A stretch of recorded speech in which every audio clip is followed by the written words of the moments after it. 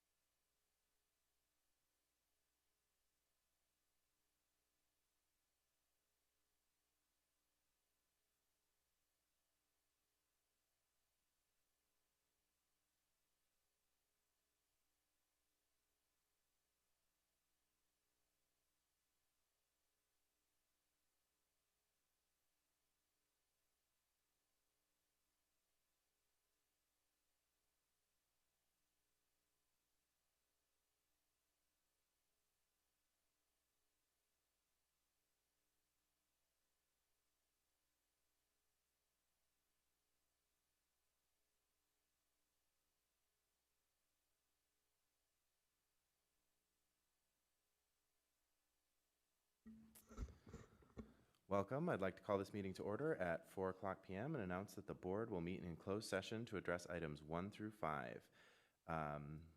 Mr. Superintendent, are there any public comment on closed session items? No, there are not. Excellent. Then I will close public comment and recess us into closed session.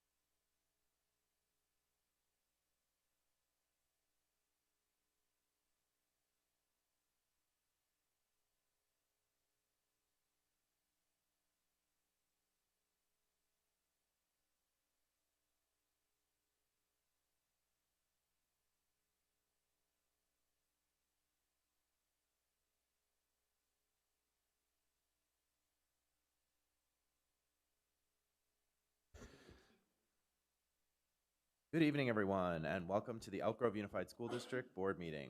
Live streaming of full in-person board meetings is available to the public by using the link located on the district's website. Today's meeting is being video recorded and will be available on the district's YouTube channel. We encourage you to attend the meetings and share your feedback with the board. Your active participation is valued and contributes to the decision-making process. Some information about public comment. During regular board meetings, the public may make public comments on items on the agenda and items not on the agenda. Requests to make public comment will be accepted for an item up until the board president introduces the item. Generally, members of the public will be given 3 minutes to address the board. If there are 15 or more comments on a specific item, the board will reduce individual comment time to 2 minutes each. If there are 30 or more comments on a specific item, the board will reduce individual comments to 1 minute each. Individuals may not defer their time to another individual speaker to increase their total speaking time.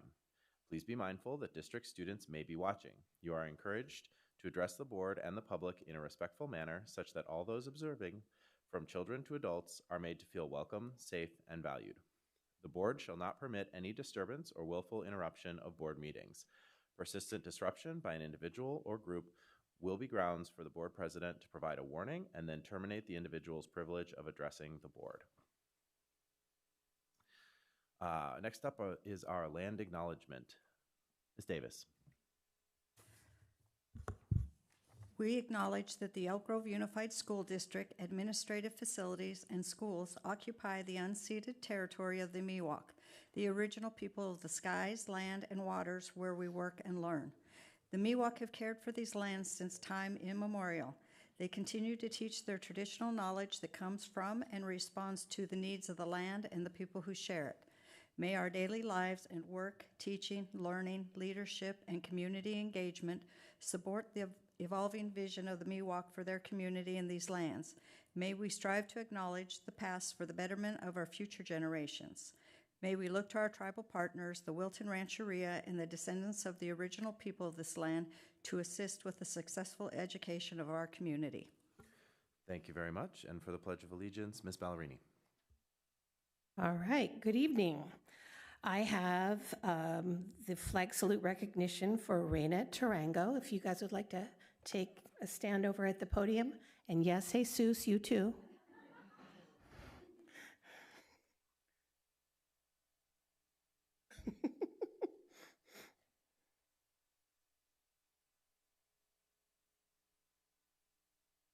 All right, I've got a nice thing to read all about you and your family. Arlene Hine Elementary School is honored to recognize Reina Tarango as our education partner and pledge leader this evening. Reina and her husband, Jesus Tarango, have 6 children and have been Arlene Hine Elementary parents since 2012. Their 2 youngest children currently attend Arlene Hine Elementary.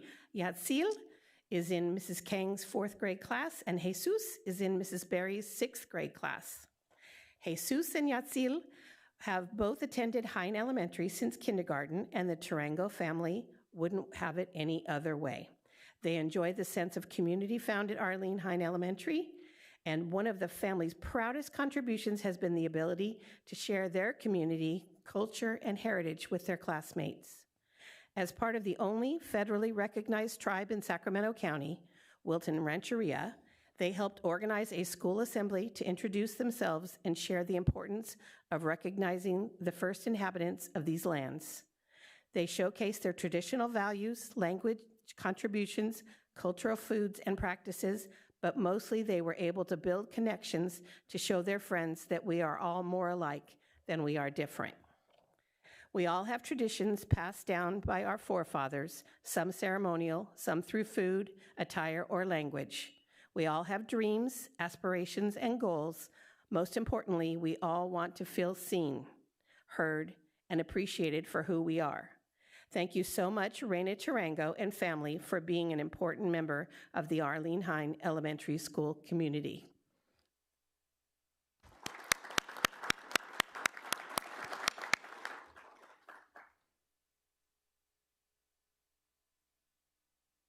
Please stand. I pledge allegiance to the flag of the United States of America and to the republic for which it stands, one nation, under God, indivisible, with liberty and justice for all. Did you want to say anything? Just one, thank you, Mrs. Eklund, for all of your efforts in acknowledging so many diverse community groups there at Arlene. You have really put forward the effort to be there for the community, not just the Miwok community, but everybody. And that's amazing because this school really does stand by making sure every child feels seen and heard for who they are. But also just thank you to all of you here on the school board. I am always impressed with everything you guys do, your guys' hard work and efforts to push Elk Grove Unified School District forward. So thank you so much to all.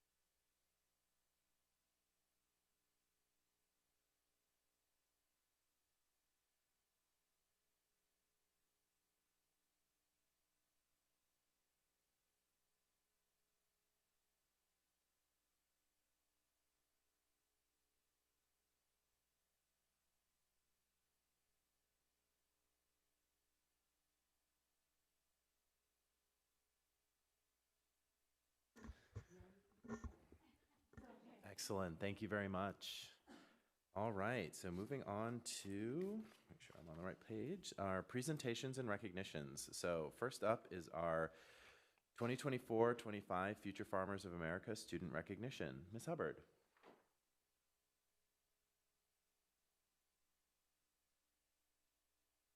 President Vargas, members of the board, Superintendent Hoffman, and Ms. Avalos. Career Technical Student Organizations, also known as CTSOs, have significant impact on students' overall college and career readiness.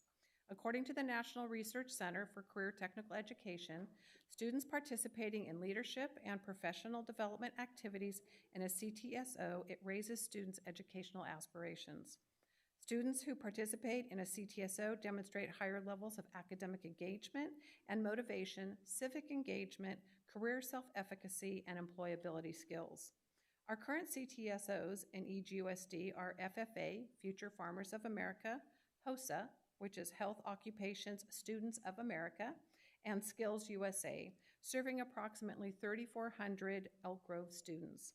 HOSA has 40 participants, Skills USA has 1,378 students, and FFA has 1,989 students.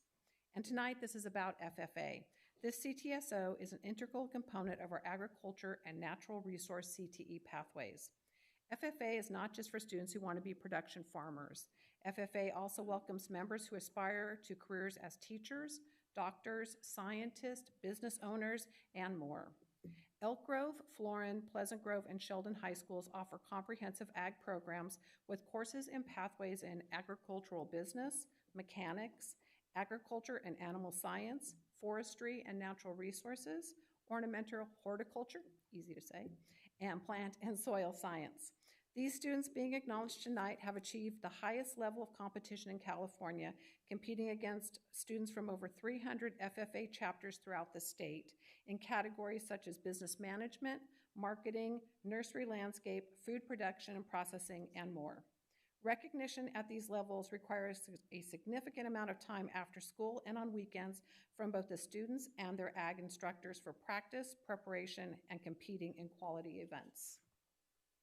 I'm here tonight to ask for recognition of Elk Grove Unified School District students who competed and won first place in the Future Farmers of America state competitions this school year.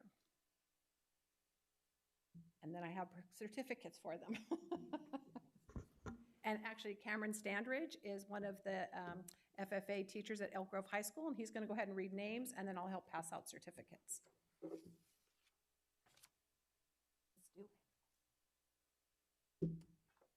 So we're really excited to have our kids come through and get recognized. At Elk Grove High School, we had 4 state champion teams, so we had a really great year, and we had 1 champion agri-science project. Some of our students aren't here today because they're preparing at the fair, but I'm going to read off all their names, and then some of the students who are here are going to come by to be recognized. So we have our state-winning marketing plan team, and on that team was Avery Souza, Chloe Hawker, and Amber Barnett.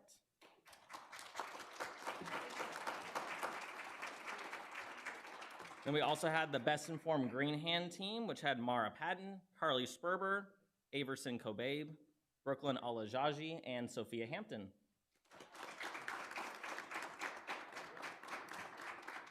And we have our Farm Business Management team. We have Braden Fixstall, Cash Foss, Joey Woodrum, and Liliana Cameron.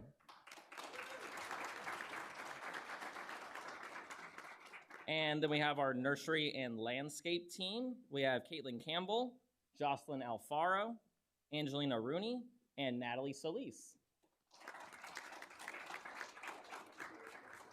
And last but not least, we have our state agri-science fair team in food products and processing, Alan Sotelo Barajas and Isaac McCready.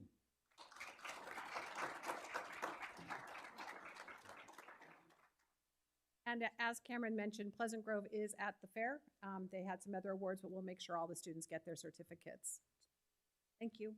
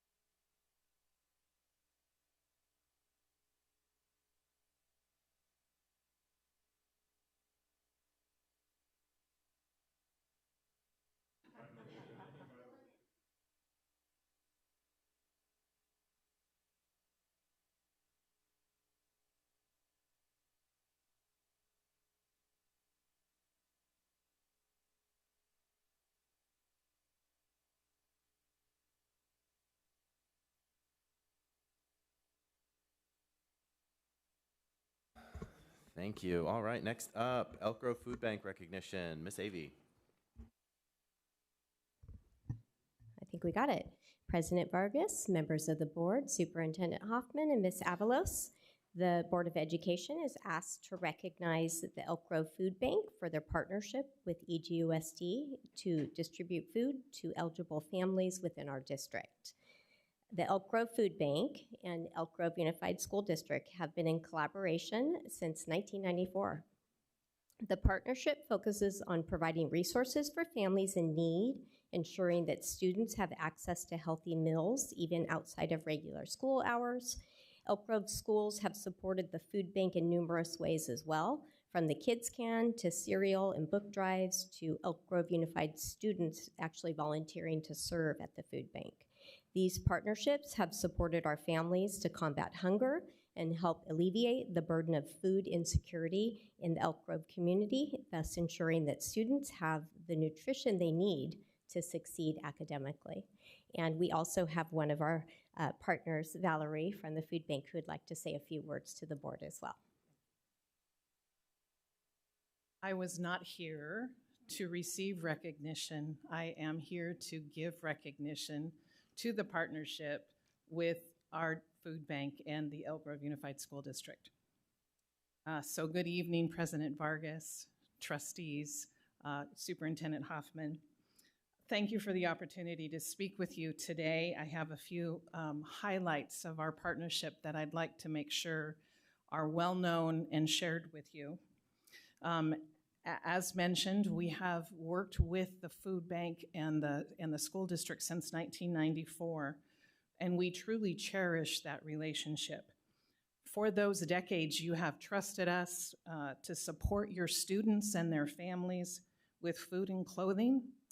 It's a relationship that we are honored to serve, and we thank you very much for the trust that you have placed in us to do so. I do want to take just a moment to recognize Trustee Beth Albiani.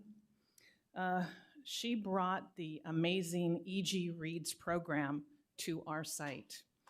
So now, thanks to her vision, now when children with their parents come to the food bank for essentials, they're able to receive books.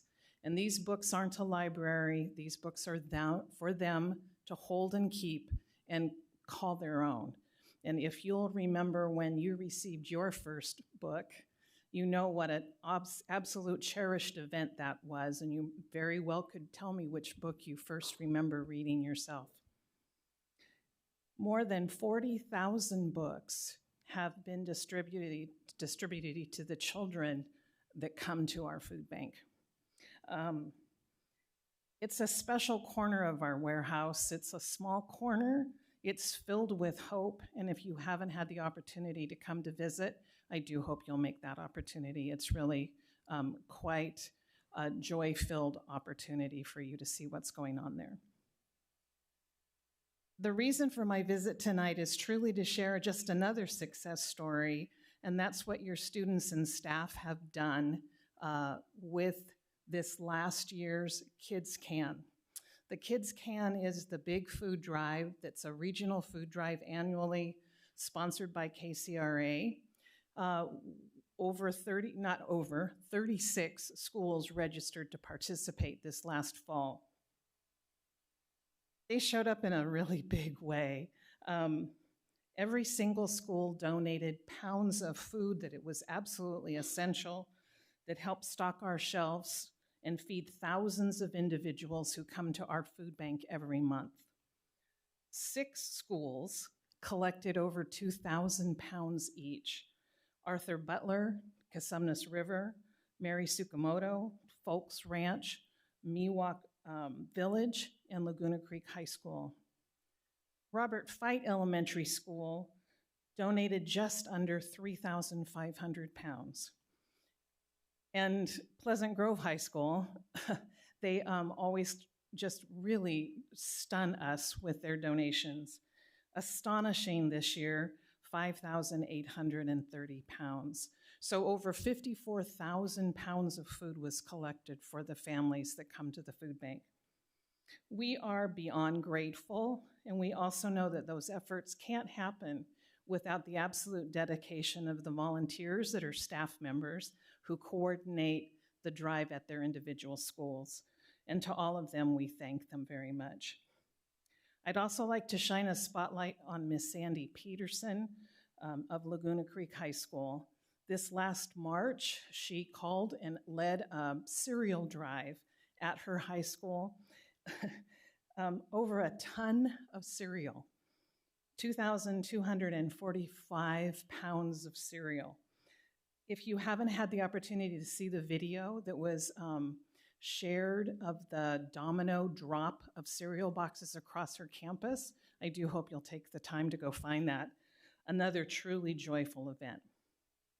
So on behalf of our executive director, Marie Giacchino, our board of directors, our staff, all of our volunteers, but especially to those individuals who come to us for help, we thank you. Your compassion, generosity, and ongoing support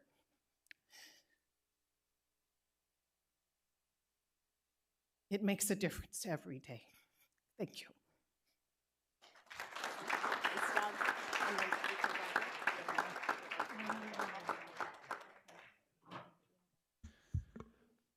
Thank you very much.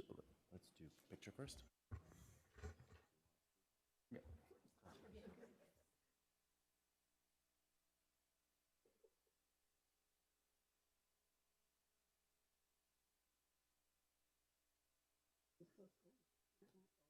Not missing out on the fun. Yeah, come on in. I gotta get up every once in a while. Yeah, you should. Can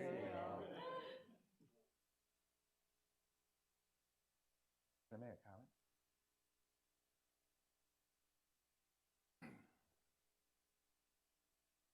Thank you very much. Mr. Yang. Yeah, I would like to make a comment following that very touching remarks. I was fortunate enough to volunteer a few times to deliver food from the Elk Grove Food Bank to our community. So I wanted to also thank the donors and the staff, the volunteers, and it's such a joy to deliver food to folks and get a big old smile from them, having that sincere thank you expressions, and that just fills your heart, delivering those food to them. So thank you for those who continue to donate, like my colleague Bath and others out there that has called on. So thank you very much for all the great work. Thank you. All right. With that, next up is recognition of Heroes of Arts Education. Ms. Wilbanks.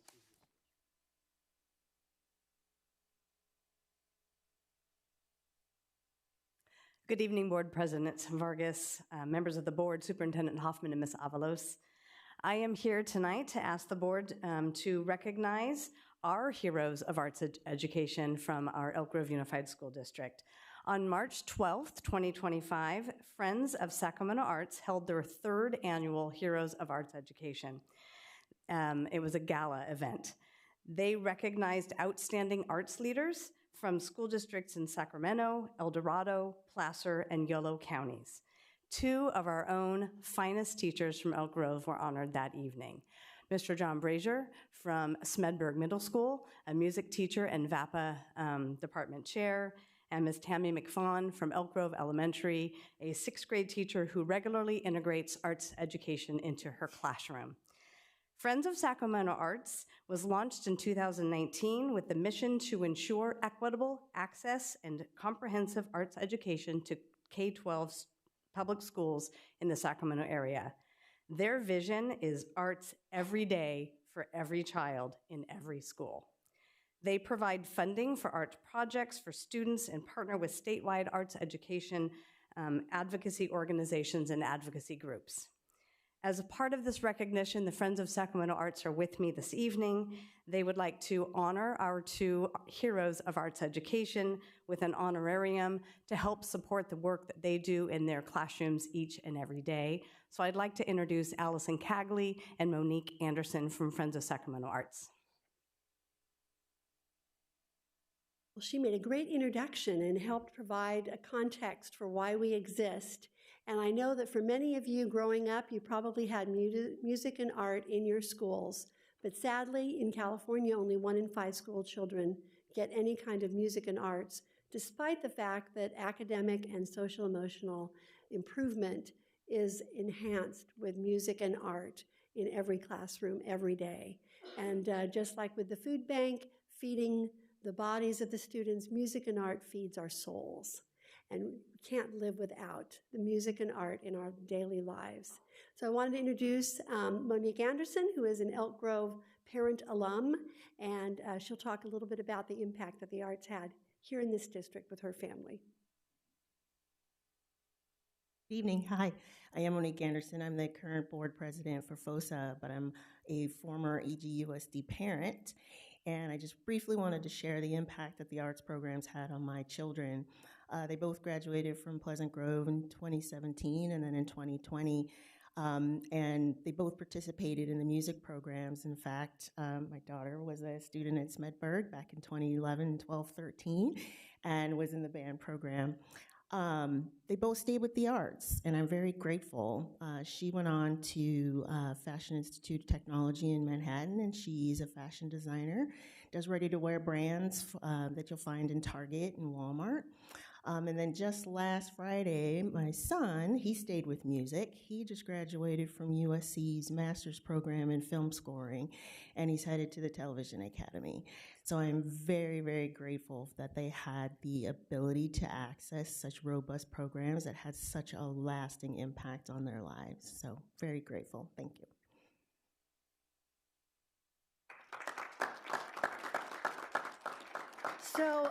So as Jennifer mentioned, and I'm so grateful for Jennifer and all of the other VAPA directors that are in the school districts that we work with on a regular basis. We also partner with California PTA, County Office of Education, and we serve on a statewide policy council to help the implementation of Prop 28. So we expanded quite a bit just in the 6 years that we've been together. I was going to read you some wonderful testimony from each of the teachers' principals and then present them with the honorariums. So John Brashear from Richard Wall, who's the principal at Smedberg, he said he's a fantastic arts educator.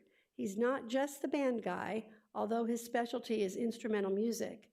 He has also worked diligently to be a strong choir director, becoming knowledgeable in vocal technique and vocal ensemble performance.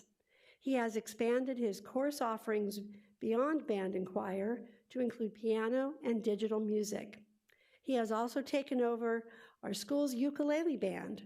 He does all this while effectively serving as the department chair for our VAPA department, where he advocates for all arts programs on campus. As department chair, he has worked tirelessly to utilize Prop 28 funding as quickly and extensively as possible, even bringing new course offerings such as musical theater and ceramics to the VAPA department for the 25-26 school year. In the 13 years I've worked as principal at TR Smedberg Middle School, it's been an absolute pleasure to work with Mr. Brashear as he has grown our music program and the VAPA department as a whole to be a vibrant program that is, I believe, unmatched in the Elk Grove Unified School District. John? Oh, come on. Thank you very much. Thank you. Tammy McFawn does not have the official title of the visual and performing arts teacher, but is a 6th grade teacher who implements art into her curriculum, both as arts integration and art education. Tammy focuses on the process of the artistic technique rather than the outcome.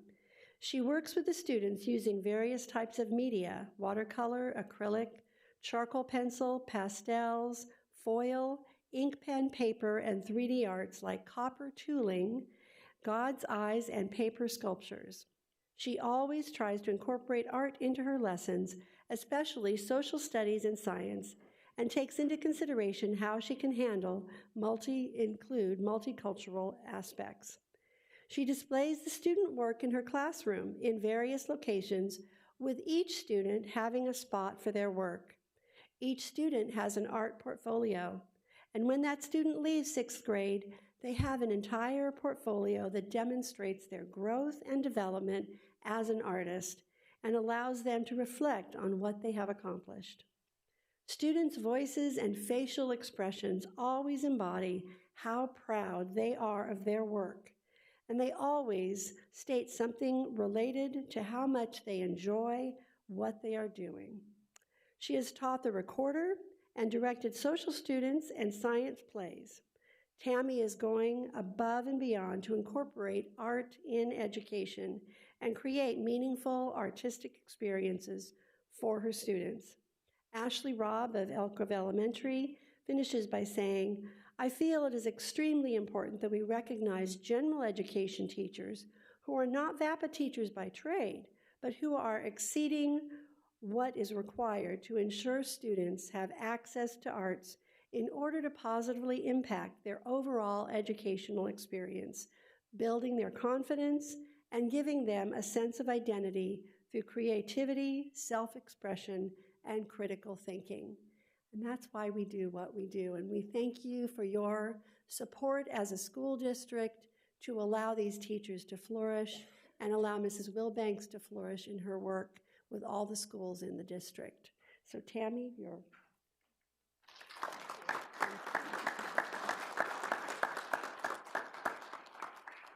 So we have our event coming up next year, the first week of March, which is Arts Education Month, and we'll send out that date. So we hope that you can join us in recognizing your teachers and teachers from around the region. So thank you very much. I have extra programs for you.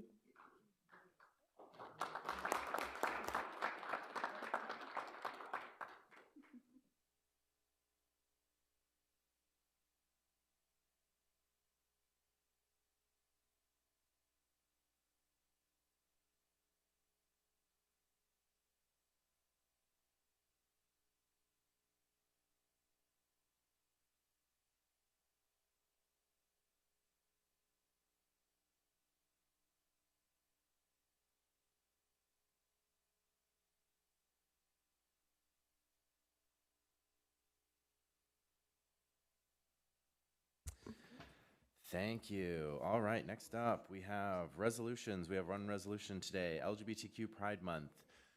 Is that CJ or Lara? Lara.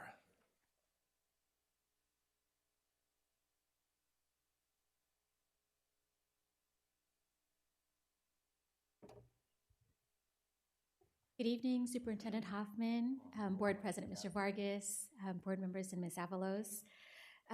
The Board of Education is requested to approve Resolution Number 88, recognizing June 2025 as Lesbian, Gay, Bisexual, Transgender, and Queer LGBTQ+ Pride Month. June is Pride Month, a time to commemorate the Stonewall Uprising and to celebrate and uplift LGBTQ+ people. Across the globe, various events are held during this special month to recognize the influence LGBTQ+ people have had on societies and to celebrate diverse sexual and gender identities. Pride Month is also an opportunity to peacefully protest and raise awareness of current issues facing the community, including the stigmas LGBTQ+ people face for simply being who they are. By recognizing Pride Month, the district supports policies, practices, and curricula that honor and respect LGBTQ+ students, staff, and their families, and ensures that our schools are safe and affirming spaces for all members of the community. Genders and Sexualities Alliance Clubs, GSA, are one such way to ensure students have safe spaces on campus, and our GSA students tell us how important it is to foster friendships, allyships, and advocacy of rights, not just during June, but throughout the whole school year.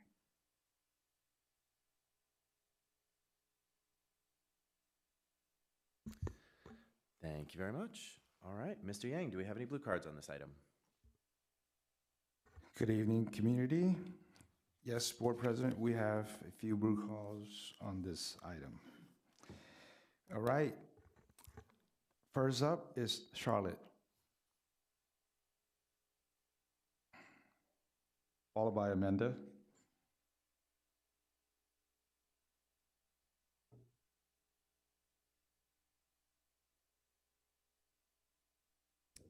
Good evening.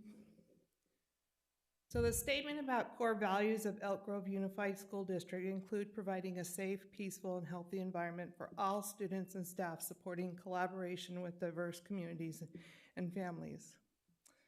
This is a lie. Pride Month will provide an opportunity to combat bullying, harassment, and discrimination based on real or perceived sexual orientation, gender identity, and gender expression. By recognizing Pride Month, the district supports other policies, practices, and curricula that honor and respect LGBTQ+ students, staff, and their families. This is another lie. The district can't even handle bullying at all the different school sites.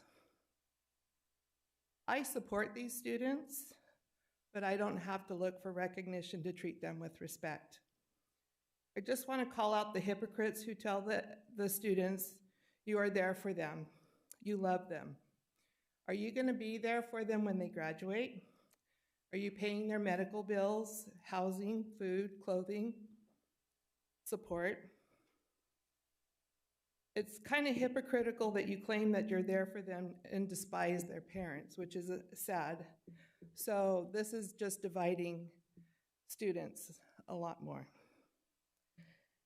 I have experienced more bullying here at board meetings from people who support this.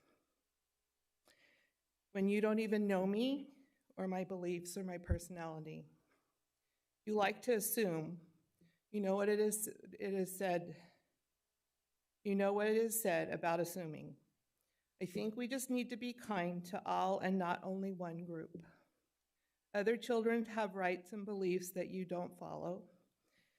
Don't tell us that we have to believe and follow. I have never said anything to demean any of you. I just don't want my children to be sexualized like many of you are pushing. Children, parents, and families don't have to celebrate your month with you. I will respect you, but don't judge and attack me. Respect is a two-way street. Many of you don't even respect our religions and family values, which is extremely sad. My children have a diversity of friends. I welcome them all into my home. My children are my life, unlike many parents who have told us to give our children to the government schools. I am a proud mother of my children, and I will always be invested in their decisions and lives. And I ask you to vote no on this resolution. It is filled with lies and causes more division among the community. Thank you. Amanda, followed by Alina. Hello, board members. This is my first time back in this school year. I wanted to speak on Resolution 88. At the very top of this meeting, we acknowledge the land of the Miwok tribe, their existence. We honor the past and we look to the future together. And that's acknowledged, that's said out loud in good faith. And that's important to do for our LGBTQ families, our students, the administrators and educators within this community as well. It's fundamental to uplifting and protecting all of Elk Grove's inhabitants. Any argument about it being a lie that we need this resolution is gonna divide our students. It does not divide our students. It allows our students to accept each other.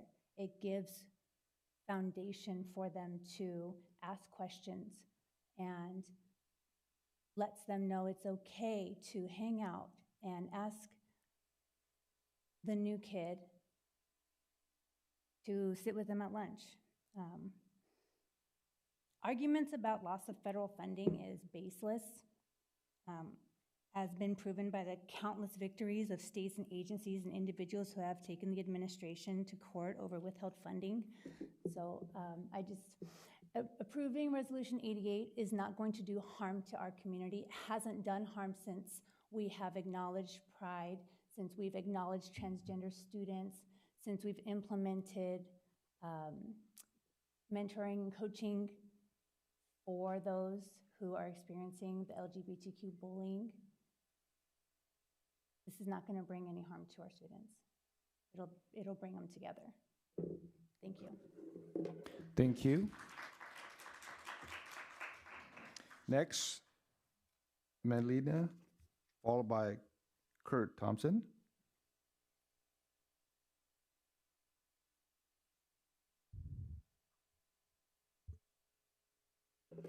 Good evening. And first of all, I would like to say that addressing the board is not a privilege, is a right, is my right as a taxpayer, as a resident of this community. So I find it very interesting that in the statement it says, you know, you lose the privilege of addressing the board. Wow, okay? So maybe you want to consider that. Thank you. And I'm here today because I found out that the district have in place a gender support plan, which keeps secret records from parents. The district have a flyer for the LGBTQ plus students that it kind of, it misrepresents AB 1266, which does not take away the parental rights. So in this flyer, said things such as that the student may have their preferred name and pronouns, that they can use the restroom that they feel aligns with their gender identity, that they can participate in teams, sport teams that align with their gender identity. And then what's something interesting is that confidential. Yes, it's confidential. If the parents come in and ask a question about the identity of their child, the staff is instructed to lie. If the kid has been transitioning, so it's supposed to lie to the parents about that and will not share any records regarding the child's gender identity. So I find it very interesting that, don't you think lying is a bad thing? And if you sending this message to the student that lying is okay, meaning the means justify the end, then, I guess this kid can lie about anything else, right? I mean, since it's almost like lying is a virtue, makes you a hero. In the press release from the Department of Education, it's saying that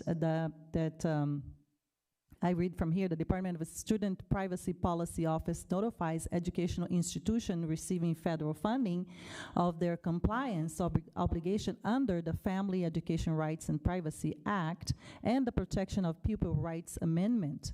Compliance with these laws means that schools must allow parents to review all education records of their students. Your time is up. Thank you. Thank you. Next, Kurt Thompson, followed by Emily.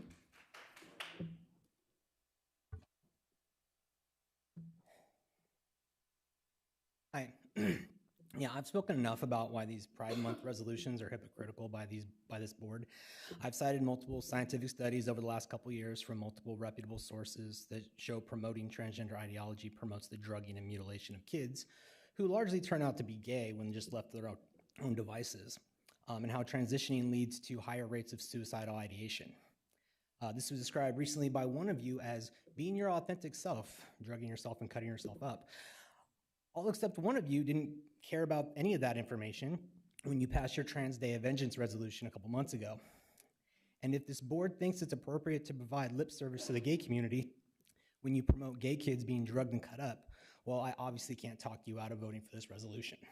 Instead, why is the Youth Development Office promoting gender support plans, which require school staff to hide medically relevant information from parents? I know the psychos at the state capitol passed a law requiring you and all school staff to treat every parent like a child abuser when it comes to this, but my concern is, what's the process? Do the children have to initiate the plan? Or are their school staff searching for kids who seem the type and encourage them to start one? What are the safeguards to ensure that kids aren't being taken advantage of by some creepy school staff member or volunteer? What if a student realizes they are in fact the gender they were born to? Is there someone bullying them on the back end to remain in that gender support plan, as many detransitioners have said happened to them? What's being taught to these kids in these gender support plans? And I can already kind of hear everybody's thoughts. You can't teach people to be gay. You can't teach people to be trans. That's probably true. But are they being told how they're supposed to think as a gay or trans person? Are they being told what they're supposed to believe as a gay or trans person? We've had students complain that teachers already do this with political beliefs in your history and civics classes. You want us to believe that this isn't happening during these gender support plans? Why is this district willing to risk $70 million in federal funding by promoting social transitioning to elementary school kids in violation of a recent federal executive order, but you're not willing to risk standing up to the state by ignoring this law that treats parents like casual observers in their children's educational and social development? I doubt any of you have any acceptable answers to these questions. Mr. Hoffman, I did send you an email with these questions, so I would like a response as soon as you can. So go ahead and just pass your resolution. It's perfectly fine, because it'll make you all feel good, and that's what really matters. Thanks. Thank you. Next, Emily. Good evening. Rebecca. My name is Emily, and I am a parent in the school district and the owner of an inclusive third space and bookstore in Elk Grove. I was raised in the church, going to a Christian K-12 by a father who was the head of our household, a mother who was our caregiver, and none of that kept me from being the queer person that I am today. It did harm me and cause some real damage in that I was not able to accept myself in any of these environments. It also taught me some good things. At my Christian schools, we learned that these three remain: faith, hope, and love, and the greatest of these is love. We learned through a song we sang in our chapel that Christians, this is our call to love your neighbor as yourself, for God loves all. We learned they will know we are Christians by our love. We learned that blessed are the merciful and blessed are the meek. We learned that God will separate the sheep, the people who deserve to go to heaven, from the goats, and that you must not judge other people. And we learned that the fruit of the Spirit are love, joy, peace, patience, kindness, goodness, faithfulness, gentleness, and self-control. Not judgment and not exclusion. According to the Human Rights Campaign, LGBTQ youth are twice as likely to report being bullied. They are not as safe as their peers. We have a lot of resolutions recognizing a lot of identities in Elk Grove. I'm really proud of that. And these resolutions come about because these students are not as safe as their peers. LGBTQ youth are about 50% likely to contemplate attempting suicide. And when they find their school, specifically their school environment, to be affirming of their identity, they report that they are less likely to want to attempt suicide. When you celebrate Pride Month, you are exhibiting love, joy, peace, patience, kindness, goodness, faithfulness, gentleness, and self-control. You are living the love of God and the love of your community by accepting these students. As a parent, I do hope my children feel safe to confide in me. Regarding these gender support plans, if I have made myself so unsafe that my kids can't talk to me, that's work that I need to do. I really hope they have a safe adult in their school environment they can talk to, and they can find safety, and they can find the courage to come to me. Thank you for supporting queer youth in our school district. Thank you. Next, Rebecca Lamb, followed by Rick. Hi, my name is Rebecca. I'm a parent in the school district. I have 3 children at McGarvey Elementary, and I am just here to say that I support the adoption of Resolution Number 88, 2024-25, recognizing June 2025 as Lesbian, Gay, Bisexual, Transgender, and Queer LGBTQ+ Pride Month. I think through love and inclusion is how we take care of our kids. That's all. Thank you. Rick. Good evening. My name is Rick Reyes. I'm a parent of 4 Elk Grove Unified students, a career educator, and a proud member of the LGBTQ+ community.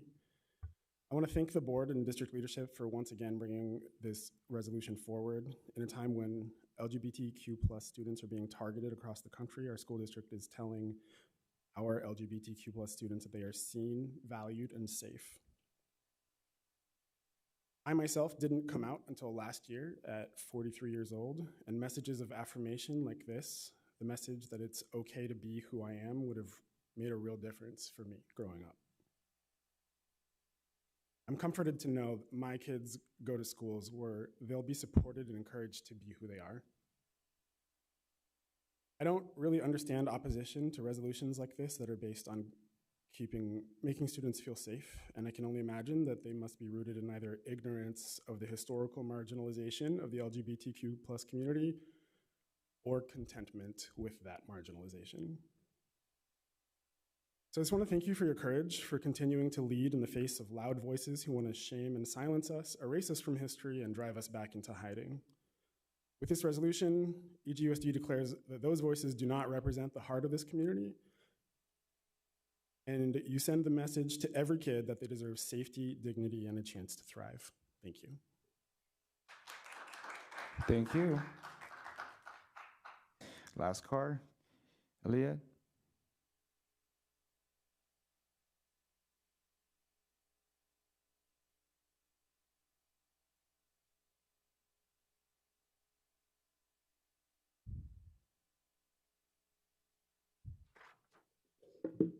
Might need the Barbara Boxer box here. Good evening, board members. I am a parent of two Elk Grove Unified children, one at McGarvey Elementary and one at Albiani Middle School. I am also part of a network of affirming ministers, and I am a sixth-generation minister. And I'm here in support of this resolution, number 88, and recognizing June 2025 as Lesbian, Gay, Bisexual, Transgender, and Queer Pride Month. And I want to tell a quick story as a storyteller, as a therapist and a minister. During the 1990s in the Bay Area, I had an uncle who was dying of AIDS, and often I get asked as a minister about, my relationship to the gay community. And I like to tell a story of the yellow bowl, which was a bowl that my mother had that she would transfer back and forth to my uncle's home to provide food for him in his last days. And so I can think of no better theology than the theology of love, as our dear sister beautifully lined out here for us. So thank you. Thank you, Board President. That ends our blue card on this item. Thank you very much, and as always, thank you to the public for your feedback. Let's see, all right. So let's start with, I will entertain a motion to approve resolution number 88, recognizing June 2025 as Lesbian, Gay, Bisexual, Transgender, and Queer Pride Month. So move. Moved by Mr. Yang. Seconded. Seconded by Ms. Ballerini. All right, is there any, would any board members like to be recognized to speak on this item? Ms. Baldwin. Yes, I want to echo those of you who came and gave us feedback. It's very helpful for us. I really appreciate the comment that love and inclusion is how we take care of our kids. I wholeheartedly believe that. 26 years ago when I was in high school, I knew so many peers that were hiding, they were scared, and rightly so, because they were significantly bullied. And it's only now as an adult through social media where I don't even really get to engage with them on a personal basis anymore, but through social media that I get to see them be their authentic self, and they're doing amazing work in the community, and they're really challenging the barriers that they faced. And I just want to acknowledge all those who've come this far to stand up and to be brave and be bold, because without your work, we wouldn't be having this conversation and putting these statements out and making these resolutions, because it is incredibly harmful that someone in their midlife has to come out as their authentic self. And I don't want that for any of our kids. And so I encourage all of our board members to pass this resolution, because I think it's incredibly important for our community, for our kids, for our families who are constantly facing these struggles, so that they know that we stand with them, and that we are really working hard to ensure that they are safe, that they are loved, and they are encouraged to be their authentic self.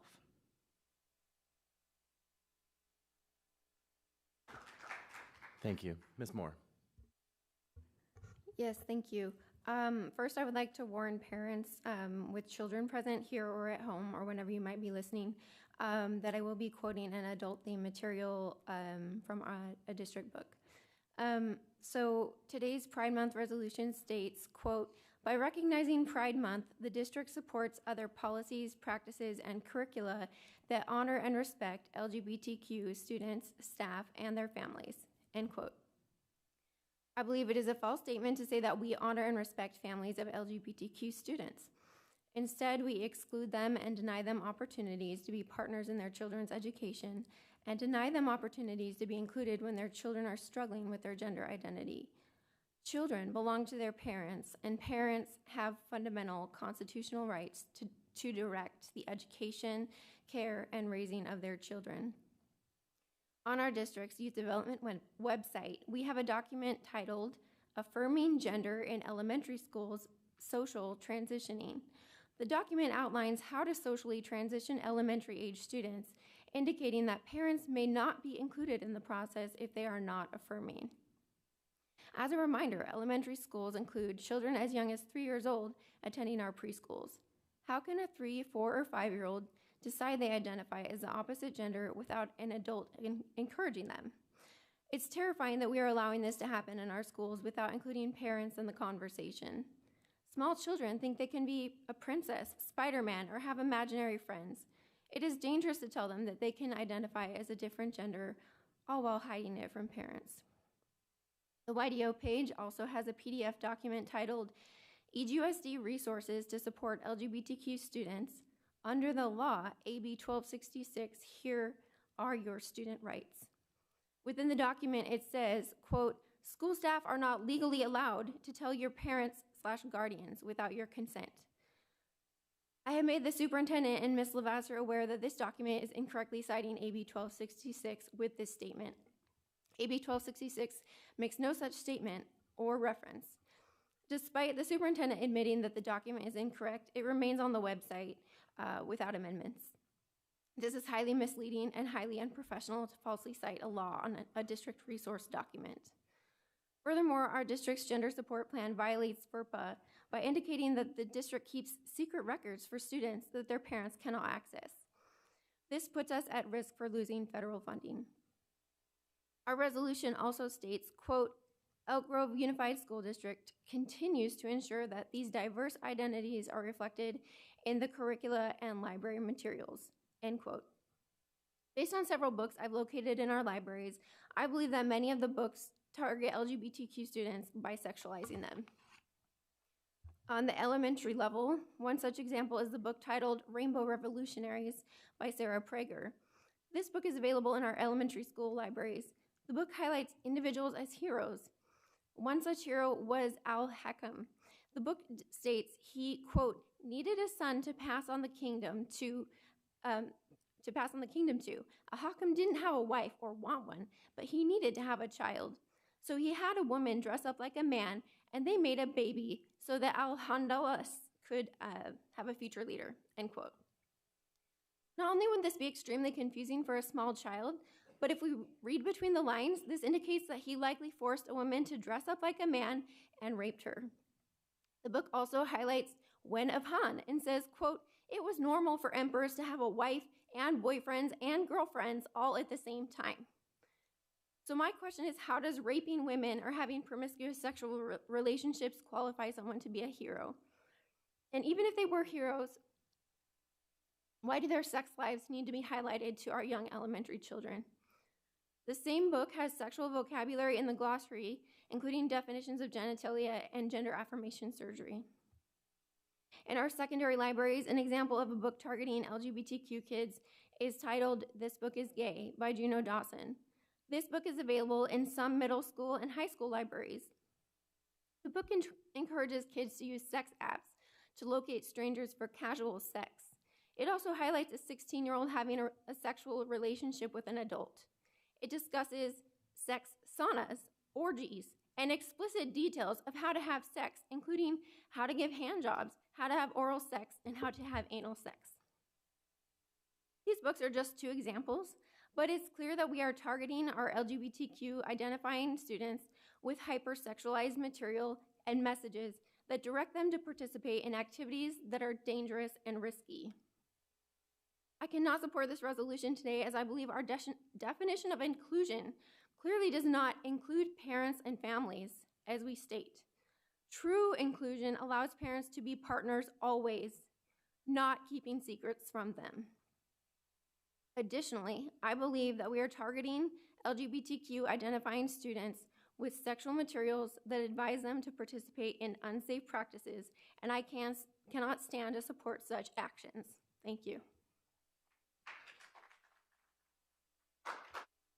Thank you. Ms. Chen. I want to first and foremost thank community members for sharing the feedback as echoed by Ms. Baldwin. Before I begin, I want to say that I am in absolute support of this resolution, and I hope that does not change at any time in any way for our district. And I believe what I'm about to say has been echoed in sentiments by community members and other board members. I don't think that passing this resolution causes divisiveness. As a matter of fact, what I believe that it does, as it encourages a task, and it asks of our parents, it asks of our staff, it asks of the community to hold space for difficult conversations. And I believe that is a skill set that we need to be able to learn and be equipped with to navigate this society, this very diverse community for our students. I don't believe that suppressing this resolution, I don't believe that putting this down is serving the duty that we have as an educational institution to hold space for students' curiosity. And I think putting this away and shunning this, a current agenda of don't say the word gay, don't raise any awareness of the existence of this people is reverting our students back in our fundamental priority of holding a very, very welcoming and empowering avenue for students to ask questions, even at a young age. And I don't think that is something that we should be taking away from our children, their ability to ask questions and remain compassionate and open-minded. I also think that a lot of the conversation surrounding this topic and aligning topics, curiously remove student voice from the conversation. I think dialogue of having student voice at the center is absolutely imperative. So for community members out here, for staff members in the community, for parents even wanting to support students who identify as LGBTQ+, I would turn your attention to GSA's on-campus student-led organizations, because if you really center what youth want in our community is an area for them to be their authentic selves, as echoed by multiple community members here. And I don't think that that fundamental right should be taken away because of different affiliations or fluctuations in political beliefs. I believe that students have made it clear that they do support our mission of diversity, equity, inclusion. I believe that students have made it so they have underscored it so powerfully that they're taking of action of building these spaces on their campuses, being part and being leaders on their campuses. They prove themselves as they know that they have a right to be who they are. And I don't think that we should be taking that away from them whatsoever. As a matter of fact, I believe passing this resolution reaffirms that mission. And for that, I support wholeheartedly. Thank you. Thank you. Other board members? All right, then very briefly, you guys always make me go after our student board member, and I know, I really should. She's very good. If you want to say something, go for it. I'll say something. I just want to thank our constituents for coming to the podium and share your opinion. There's a lot of emotion, a lot of care, a lot of love on all the speakers. And for me, being a minority ethnic groups, it gives me the experience of being very in a very small vacuum, and there's a lot of shame, growing up because you just didn't know better, and the fact that you feel like you're not being accepted by the public in general, it's very difficult. And I think that, on that note, there's cry out loud for acceptance because you just want to be equal or even being treated equally. And if you're not, in that space or that upbringing, you won't understand, you know. And I do have some cousins and aunties that are gay, you know, and they were in the closet for a long time.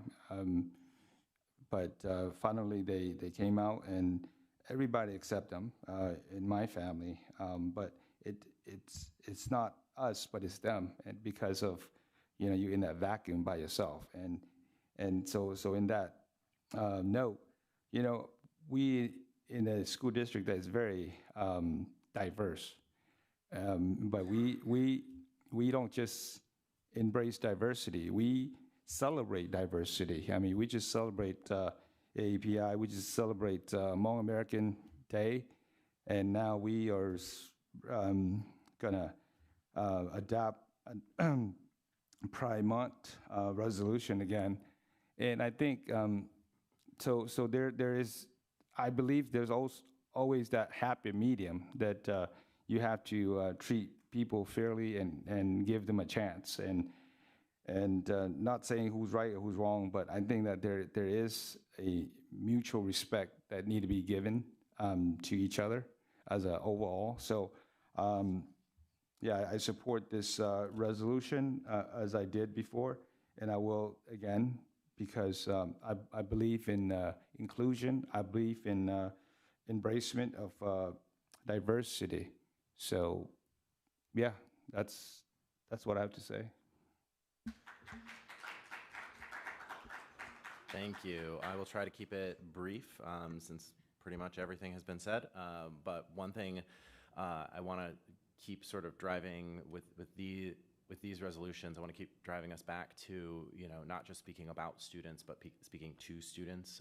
I think, to our students, it's important that you see this resolution as our promise that we see you, we hear you, and your safety and your well-being continues to be our top priority.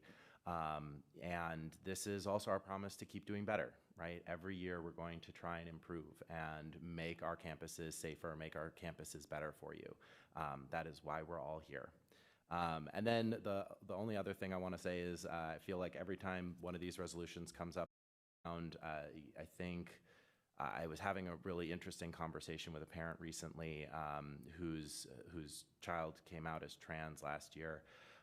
And this parent is fully supportive, but even this parent is struggling to navigate their child's transition and this moment in their child's developmental process.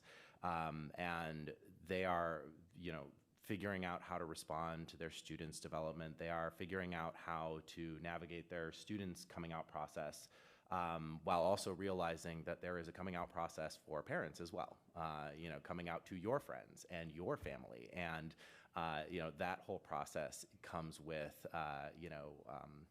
frustrations and difficulties and anxieties that, we don't necessarily talk about. And a lot of these parents oftentimes feel like they're doing it alone. Because there is a process of coming out to everyone around them and their support network, and it takes time to do that. And so I'm glad to see that one of the things we're doing in the district is we are starting to spin up some resources for our LGBTQ and supportive parents, because those really are the overwhelming majority of our parents in the district have that alignment between the parent and the student. And so I want to continue to encourage us to do that, to have these resources available, but also be thinking about what more can we do, right? This month is an opportunity for us to pay a special attention, to these students and families, and be thinking about, how can we, better support those families? How can we lower barriers for them, and how can we reach out to them, right? It's one thing for us to be responsive, right, when a parent comes to us and asks us questions, but a lot of these parents don't know they can do that. They don't know that's even an option. And so how can we reach out and affirmatively try to support them when these things are going on? And so that is all I wanted to say on that.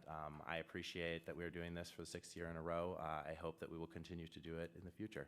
So, all right, with that, Let's take a vote. So all those in favor of the resolution, please say aye. Aye. Any opposed? No. Motion carries. Thank you very much.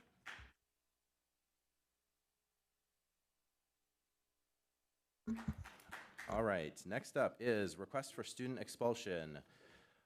Is there anybody who wishes to address the board in closed session regarding a student expulsion? All right, seeing none, I will entertain a motion to approve the recommendation for student expulsion. So move. Moved by Mr. Yang. Seconded by Ms. Albiani. All those in favor, please say aye. Aye. Any opposed? Motion carries. Thank you. All right, now we have public comment for items not on the agenda. Mr. Yang, do we have any public comment for items not on the agenda? Board President, we do have blue cards on this item. Let me just count it quickly. 15, right? Yeah, I don't think, oh yeah, we don't have 15. All right, calling on Red.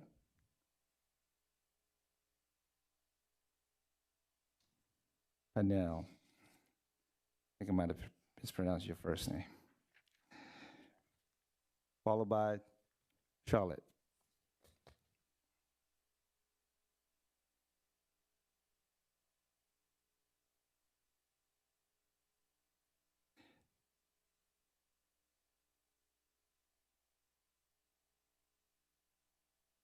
Is her mic on? Huh? Try it again, please. Hello, everyone? Yep. Okay. Hello, everyone. Thank you for allowing me to talk. I'm a full-time volunteer at John Earhart. I go to a third grade class, and I'm pretty much there every day unless I'm sick or have a doctor's appointment. I'm retired, but I love going there. I love the students, and I love helping the teacher. Personally, I don't know how teachers get stuff done. I mean, I do a lot, and I don't mind doing it because that gives her more time to teach. But I've been there almost since the beginning of the school year. And I think that that each class should have a para, because I tutor certain students in math and some of the ones that need help with their reading and things. And they come up every day and I have stuff for them to do. And they have to bring the notebook back and show me that they did something. And it is my choice to come and volunteer. I'm lucky enough that I'm retired that I can do that. This has probably been the best job I've ever had in my life. And with the kids that need extra help, if I wasn't there, I don't know how they would make it to the 4th grade, personally. And you know, I always hear this thing, no kid left behind. Well, I don't believe that. There are kids that are going to be left behind. And by the time they get up to high school, they'll probably be a dropout, which is sad and which is a loss to our community, our state, and our country to lose these children. Because there should never be an excuse for a child not getting help. So I'm glad that I'm there to help these kids. I also believe that there are a lot of people getting paid 6-figure salaries.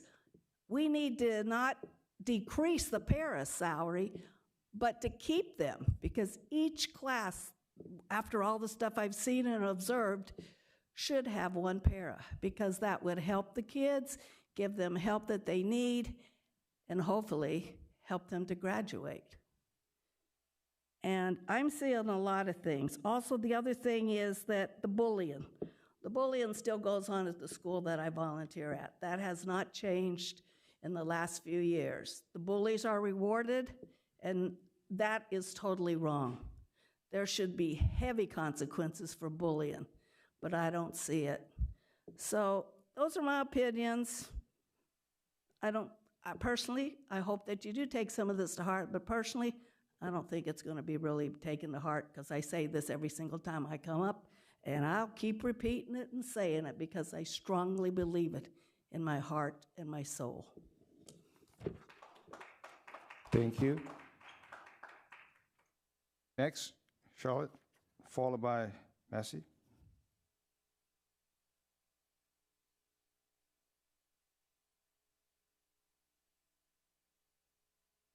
So tonight I wanted to talk about the California Assessment of Student Performance and Progress. It's the state systems of mandated and optional assessments. It currently includes the 3 types of mandated tests: Smarter Balance Assessments, California Alternate Assessments, and California Science Assessments. So California Education Code Section 60615 allows a parent or guardian to submit a written request to the school official to exclude his or her child from any or all parts of state mandated assessments. Section 852 of Title V of the California Code of Regulations further provides that parents or guardians may annually submit a written request to the school to excuse their child from any or all parts of the CAST testing. So currently there are no state mandated consequences for students who do not take the SBAC test or other state mandated tests. Yet Elk Grove School District has this one with consequences for elementary. Now this states that I don't have to fill out this form, and I will share it with you. So schools with low CAST participation rates are penalized severely in public reporting of California dashboard. You know what? That's an empty threat, just like your bullying resolutions, your fear-mongering, and you're not allowing parents this transparency. Now this one is the one for high school that a student is supposed to sign. Why in the world do you have students signing something when they're minors? And this one basically tells them, if you miss your school time, oh well, you can't leave or it's unexcused. So right now during state testing, the poor kids can't even leave to use the bathroom. They have to sit in their classrooms, and volunteers can't even be in the room. Why? Because you think they're going to be cheating. Well, you know what? This is all about the money.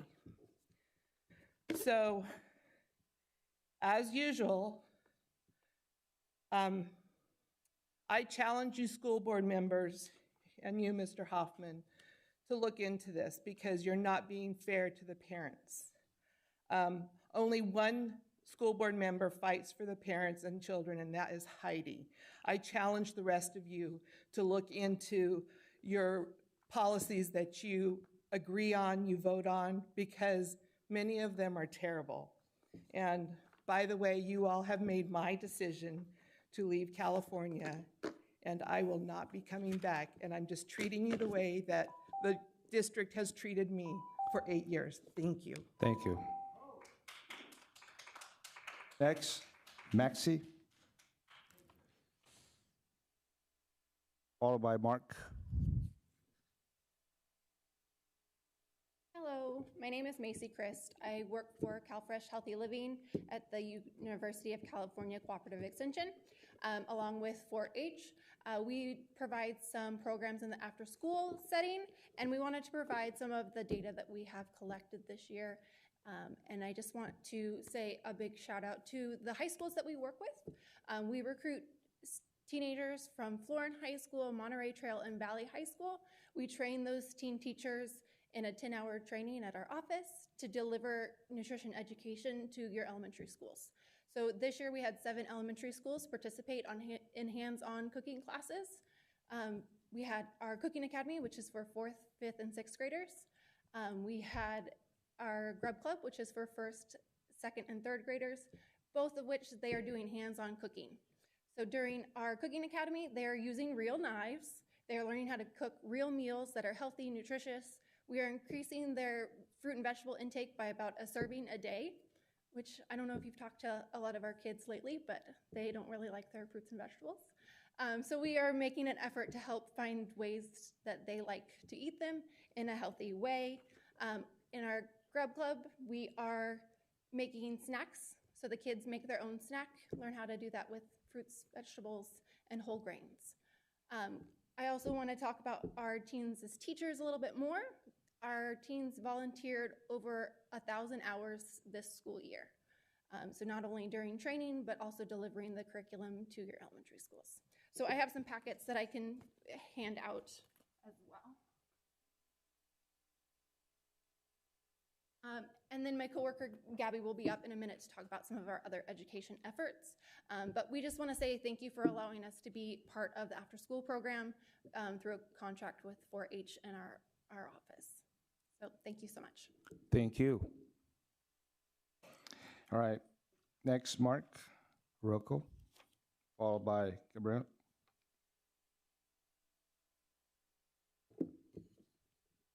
Good evening. My name is Mark. I'm an alumni of the Oak Grove Unified School District and have been a resident of Oak Grove for over 30 years. Before starting, I just wanted to thank the Arnold Adriani Elementary School staff and teachers for all their hard work and dedication. Our son has thrived at Adriani and our experience there has been excellent. I'm here today to discuss two concerning issues. One is random selection and the other is offloading. Our twin daughters were accepted as TK students at Adriani. However, they were selected to be offloaded to Pleasant Grove Elementary. We are very disappointed with this outcome, especially since we literally live across the street from Adriani. We bought our home so close to the school for the sole purpose of having our kids go to Adriani and to walk them to school. Randomly selecting 54 children and offloading them to another school is simply not practical, nor in the best interest for the kids of our community. Furthermore, the decision to split siblings between two elementary schools negatively impacts families in three areas. The first is family hardship. We now will be responsible for picking up our son who attends Adriani and our two daughters at Pleasant Grove. For working parents without external support, this is very difficult to do 5 days per week during the entire school year. The second area of impact is parent capacity. We want to be actively involved in our children's education and provide support to our school. However, our ability to contribute and volunteer will now be extremely limited. The third area of impact is family stress. Commuting between two elementary schools can increase stress for parents and the children, reduce quality family time, and disrupt the family environment. And then the second issue I wanted to discuss is using random selection to determine whether a child is offloaded or not. Random selection is a flawed solution and is simply a game of lottery.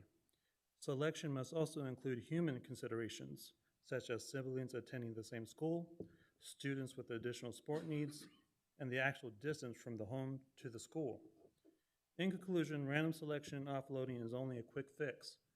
The district needs to consider other long-term and viable solutions, such as portable classrooms and school boundary changes.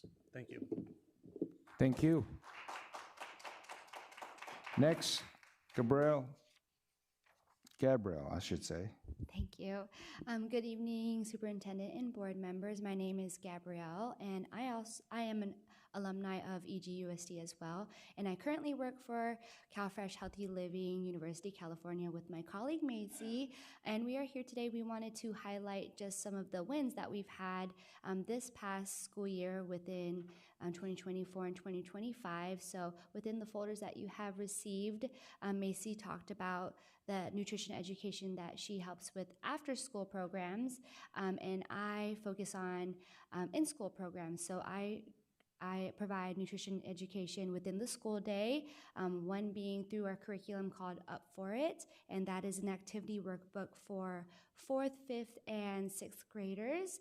And when I do guest lessons for that activity, I'm able to provide taste tests and give those participants, those classmates, those classes, fruits or vegetables that are in season, so they are able to taste those fruits and vegetables and be exposed to things that they have not been exposed to before. So in those folders, I created some statistics that you can see that we do have picky eaters, but they were willing to try the fruit that they are not used to, and that's a win for me. And also in those folders, I created statistics for physical activity. So our physical activity curriculums, which we have 2, I provide guest lessons where I help those teachers meet those physical activity standards or physical activity times. And we just have a blast with the teachers and the kids, and we have a good time being physically active, because that's something that we know that is very important in today's age. So we thank you for the opportunity. We hope our program, CalFresh Healthy Living, gains more exposure, and we're looking forward to working together next year and more efforts then. So thank you for your time. Thank you. Next, Manuel. Manuel?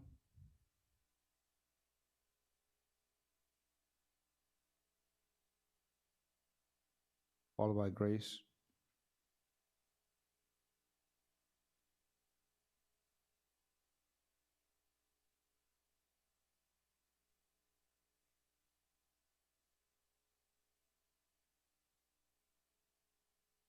Good evening, trustees, superintendent.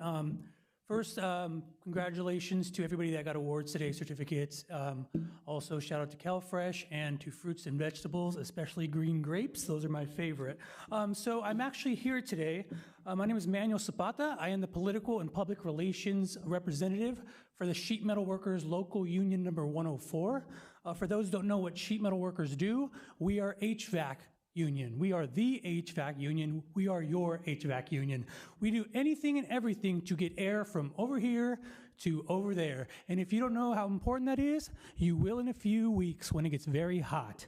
But I'm actually here because a few months ago I was tasked with going around my district, which is the Central Valley, and meeting with trustees and board members in different school districts and letting them know the importance of apprenticeships. Now, everybody, I'm sure you heard of apprenticeships. It's another way of furthering your education for those that are not college bound or those that want college credits and learn a trade. We are not here to get your children a job. We want them to learn a trade. We want them to learn a skill. We want them to continue to know how to fix things, to innovate, and to adapt to the ever-changing world of the HVAC industry. I am also here to invite everybody here, well, 9 of you, because that's all the copies I have, unless we're going to share, to our open house in our Sacramento training center, which is out in Mather, I believe that's how you say it. We're going, for those, has anybody toured our training center for sheet metal workers? Thank you. But I know you have not trained or went to that training center while there was carnival performers or barbecue lunch. So there, you know, we're always changing our curriculum there. We want to always surprise you with new things, and it's free. So if you would like to come and see what the sheet metal industry is about, to see the other degree that your children can get, and to pass along our amazing program to the students, we would love to have you. It's on June 7th. I'm going to pass these down. You can scan the QR code to sign up, and or take one of my business cards and just let me know that you were interested in coming. So thank you. Everyone have a great night. Thank you. Next, Grace Bailey, followed by Crystal Thomas.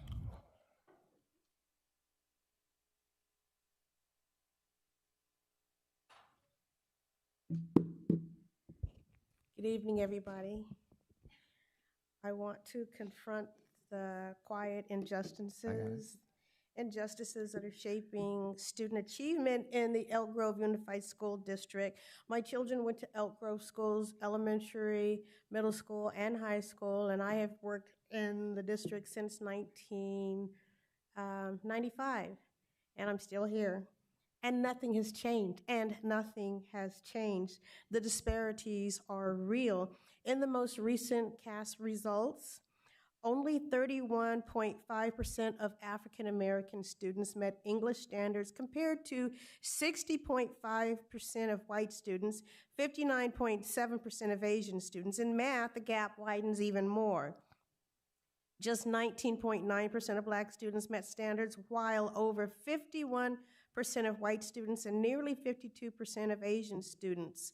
It's not an accident. It's the outcome of unequal access, implicit bias, and policy decisions that consistently fail our most vulnerable students. To be specific, in schools like Florin High, where over 70% of students are social and economically disadvantaged, advanced placement offerings are fewer and access to honors tracks is more limited than at wealthier schools like Pleasant Grove, where parent fundraising and booster support help bridge these budget gaps. Our Black and Latino students are very, very underrepresented in the GATE programs. And in 2022, Black students were suspended at nearly 3 times the rate of white students. And I have personally seen so many interactions where literally white students were the perpetrators and Black students were the ones who paid the price. I'm not making this up. We could fund with transparency. I don't really know if that's happening. We need, and the board has the power to do this, to require anti-bias and cultural competency training for all school staff with follow-ups, not just a one-off, a one and done. And we need to elevate parent voices. But you know what? The biggest determinant in terms of academic success, academic achievement, is not the program, not the funding. It's the teacher in the classroom. And if we don't have teachers who are on board with seeking out solutions, really looking at solutions to closing the achievement gap, then what's the purpose? Like our little brown babies, our little chocolate kids are getting the short end of the stick year after year after year. There needs to be a buy-in. And the teachers need to buy into having the, I'll be back. Miss, your time's up. Thank you. I'll be back in a couple of weeks. Next, Crystal Thomas. Good evening, Superintendent and board members. Thank you. I did get a response from the district team from the issues that we brought forth. I represent the Black Family Student Union. As we consider equity and culturally responsive practices from DEI trainings that we learned were going on, which we are appreciative of, I would ask the board to consider impact. So we have these trainings, but just as the teacher pointed out, our student outcomes are the same. And so how have the efforts impacted students' experiences? How have those trainings directly impacted student outcomes? And it appears that year after year, they're the same. So you have to ask yourself, why does it remain the same with all the training that goes on? We have to move from discussion and training to collective responsibility for all of our students. There is a book, I don't know if the board engages in book studies, but I would recommend The Cast, which is a bestseller by Isabel Wilkerson. She provides a detailed account of the systematic structures that in every institution keeps African Americans at the bottom of the system. We're supposed to be meeting with district leadership teams soon, and so I created an action plan because, again, we have to move from, and the expectation that we have is that we move from discussion and into actions with real goals set, identifiable actions that are research based, as well as a plan for monitoring to make sure that those goals are achieved so that we can move from discussion, because we don't want it to appear performative. And right now, many of our parents feel like the actions taken are performative because they don't show up in the data. Thank you. Have a great day. Thank you. Board President, that ends the blue card. Thank you very much. Thank you for the feedback. Appropriate district staff will follow up with concerns presented during public comment. All right, moving on to our consent agenda. Mr. Yang, are there any blue cards on this item? Board President, there's no blue card on this item. Thank you very much. Would any board member like to pull an item from the consent agenda?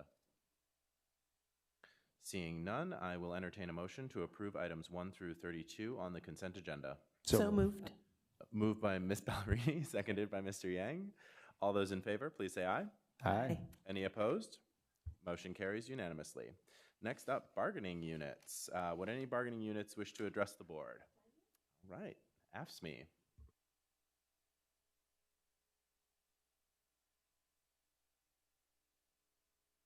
Your mic's on. Okay. Thank you so very much. Good evening, Board President Vargas, school board members, public, cabinet members, Superintendent Hoffman, and Ms. Avalos. I just wanted to say thank you so very much for the last board meeting recognizing Classified School Employee Week, which is currently this week right now. So thank you so very much for that. I also wanted to just give a shout out. I'm very proud to be the president of AFSCME Local 258 and having our members be truly the backbone of the school district in the variety of the job descriptions that AFSCME covers. So I also was very excited that since this is Classified School Employee Week, we actually took the whole month to be able to have conversations with our members. We were able to celebrate them in a picnic on Saturday the 10th and just show them how much being AFSCME means and how proud we are, the leadership of Local 258, how proud we are of all of our members. So again, I just wanted to say thank you so very much for passing the resolution at the last board meeting, but this is truly the week to celebrate our classified staff. So not only just AFSCME, but my brothers and sisters in the other classified unions. I just wanted to say thank you so very much for the recognition. Thank you. Excellent. All right. Then we will move on to reports and discussion. 2025-26 budget update. Ms. Watkins, tell us about the governor's May revise. Hello, and good evening, Board President Vargas, trustees, Superintendent Hoffman, Ms. Avalos, colleagues, and community. I'm here this evening to present on the May revision budget, which was released by the governor last Wednesday, May 14th. Get this too. Keyboard here. Nice. We're at the point in our reporting life cycle where we're focusing on next fiscal year and developing the 2025-26 budget in alignment with our LCAP, our Local Control Accountability Plan. The governor's May revision provides us with assumptions used in developing our budget in advance of the state's final enacted budget. Tomorrow, district and labor representatives will attend School Services of California's May revision workshop, which will dive into greater details of what we will highlight this evening, which includes changes since January's governor's budget update. Tonight, we will review the Proposition 98 minimum guarantee to fund education, Universal Transitional Kindergarten, the Expanded Learning Opportunities Program, the new discretionary block grant, and other notable adjustments for Elk Grove Unified. The state is facing significant financial and economic uncertainty. Overall, the May revision budget projects lower revenues and increased costs of healthcare in the near term. Federal policy is impacting California foreign trade, tourism, and immigration. The May revision forecasts a 27% average California tariff rate, significantly higher than the 2.4% tariff rate in 2024. Despite these challenges, Proposition 98 is mostly protected, and there are minimal changes to the January proposals for education, including the plan to underappropriate the 2024-25 minimum guarantee, which remains in the May revision, intended to mitigate the uncertainty of revenue projections. Referred to as the settle-up, the payment of the $1.3 billion difference compared to the calculated constitutional minimum guarantee would be delayed to an unspecified future year. On average, this equates to an additional $214 per 2K through 12 unit of average daily attendance. Across 2024-25 and 2025-26, the Proposition 98 minimum guarantee is $4.6 billion lower than the January proposal. Despite the decrease in funding, the May revision fully funds the statutory cost of living adjustment of 2.3%. To cover the drop in the minimum guarantee, the governor also proposes deferring $1.8 billion in payments to TK through 12 schools from the end of 2025-26 to the beginning of 2026-27, so from June to July, as well as using the entire Proposition 98 reserve. The state's budget deferral becomes a cash deferral for school districts. So a year ago, the projected 2025-26 statutory COLA was 2.93%. In January of 2025, the projected rate was adjusted to 2.43%, an estimated loss of $4 million for Elk Grove. The final statutory COLA of 2.3% realized an additional loss of $1 million in Elk Grove Unified School District's LCFF revenue from the January projection.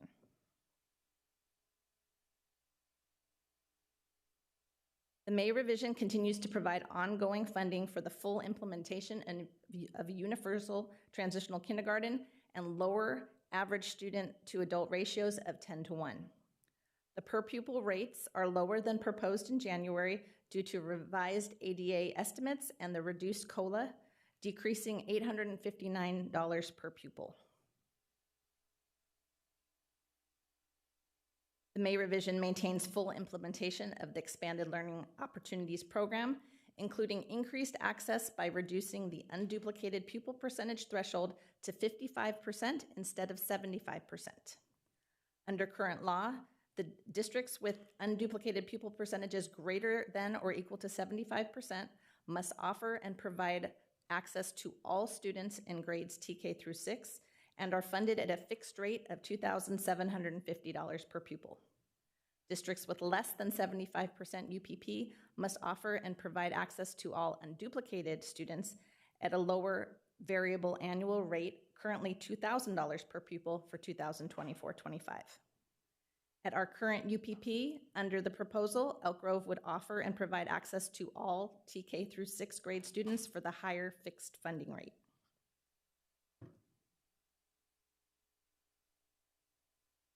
The May revision reduces the new one-time discretionary block grant by $100 million, but retains its original design and adds a final expenditure report due to the California Department of Education by September 30th of 2029. Funds are completely flexible to address rising costs, although state priorities are highlighted. Allocation is on an equal per ADA basis, and funds are available for expenditure through June 30th of 2029.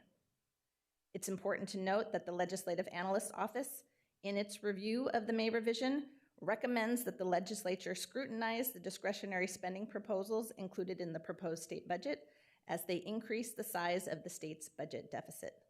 So an area for us to watch. There are other adjustments to the governor's January budget proposal reflected in its May revision budget proposal.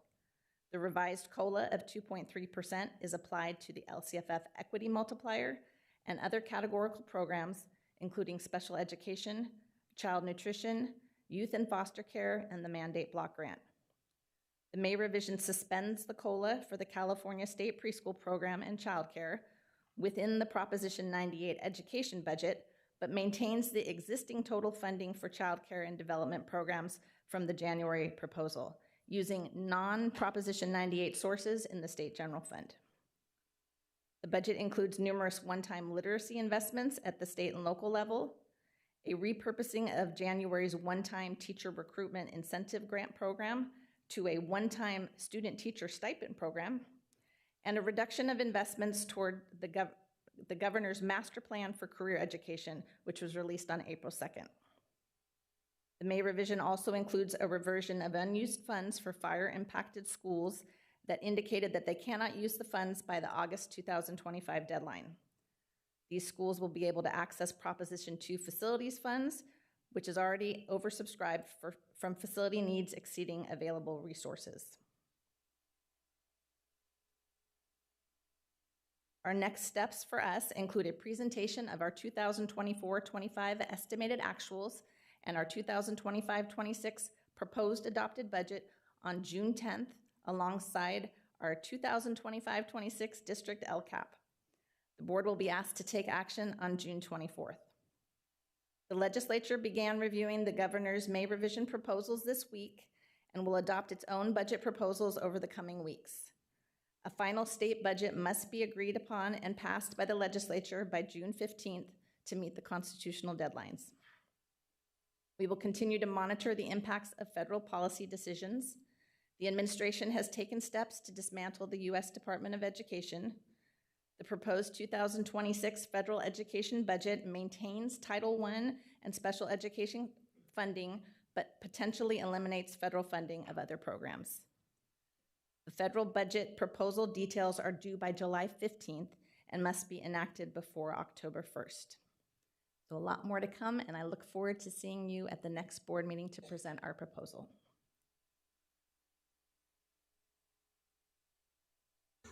Excellent, thank you very much. Board members, any questions? I'll start at this end. No?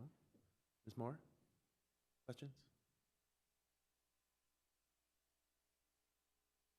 Well, on page 9, when you were just on the last bullet point, when you were discussing you said the schools that were impacted by fires, they could access Prop 2 facilities funds. So I was just curious if that would impact us in any way, being able to access those funds if they're used that way. Is that an unanticipated use for those funds? Originally, yes, from Proposition 2, that just makes less available funds for the entire state to access Proposition 2.